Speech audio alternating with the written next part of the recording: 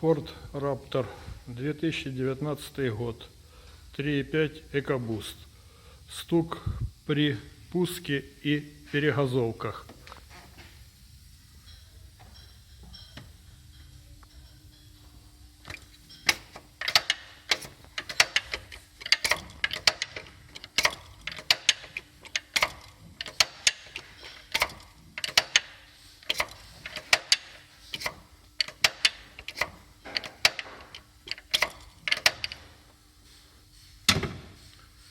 Необходима замена комплекта ГРМ и сопутствующих материалов.